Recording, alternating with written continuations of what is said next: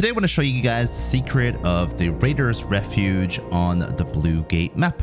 So let's go. You need to find 4 buttons here in this area. I'm going to show you on the map in a sec once I'm safe. The first button is usually right in front of the gate, and you can get it here, or it'll be here around that corner, or in here. It's kind of like 1 in 4 chance of getting into one of those sections.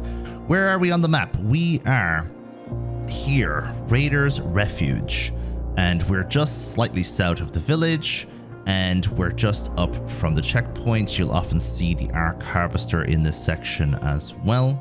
So we're going to be looking for some buttons. Now, you need to find 4 buttons, and I'm going to show you where some of the buttons can be, and I'm going to show you where the 4 buttons for this one are as well. So there can be 1 button here usually. Obviously, it's not here this time.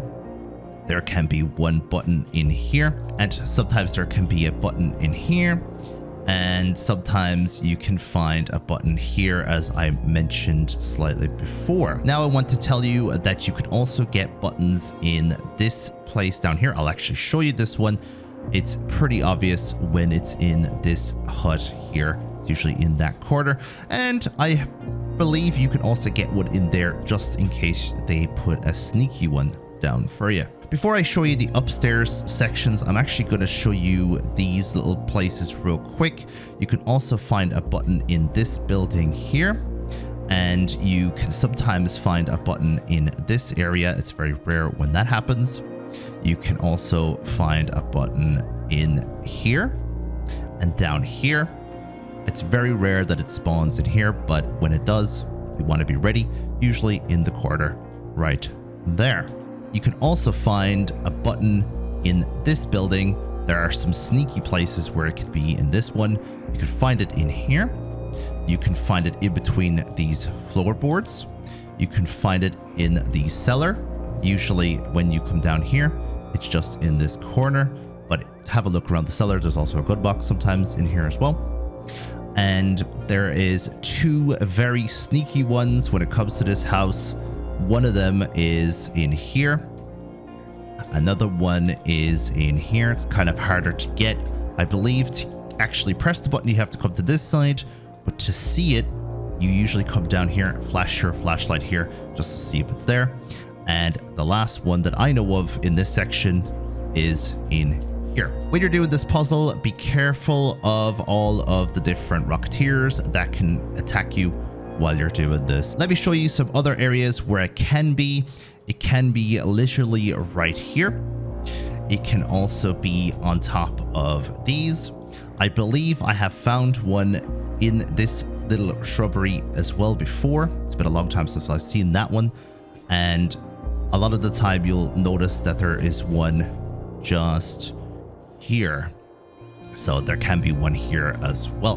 The next one that you can get is up there. You could either use a snap hook or a zip line to get it. There can be one up here. You can use the snap hook or a zip line to get that one, or up here, and I'll actually show you how to get that one in a second one. So I'm just going to go up and show you some of the upstairs ones that are possible. There's somebody here right now, so I hope he doesn't decide to attack me.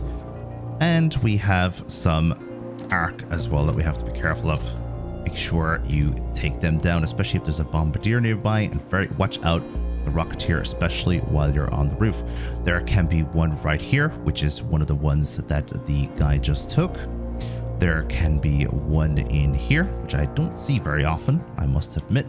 There can be one in here as well. And there also can be one, which, as I say, isn't very common from my experience, up here. So have a good look around. I've never actually seen it above, but just in case, keep an eye out and you might catch one there.